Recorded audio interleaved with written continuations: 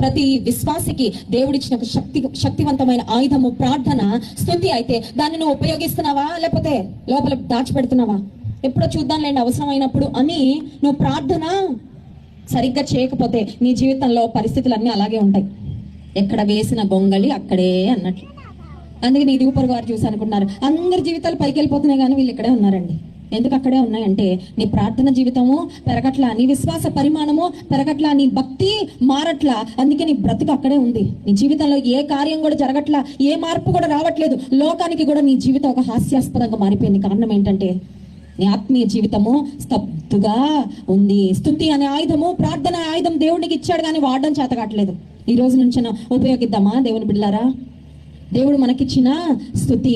ఎరికో గోడలు ఎదుట దేవుని ప్రజలు చేసిన స్తుతి కేకల ద్వారా ఎరికో గోడలు కూలిపోయాయి. స్తోత్రం చెప్దాం, హల్లెలూయా. నువ్వు కష్టాల్లో స్తుతించగలుగుతున్నావా? శ్రమని ఎదుట ఉన్నప్పుడు స్తుతించగలుగుతున్నావా? మామూలు అప్పుడే రాదండి మాకు స్తుతి. కష్టాల్లో ఏం స్తుతిస్తామండి?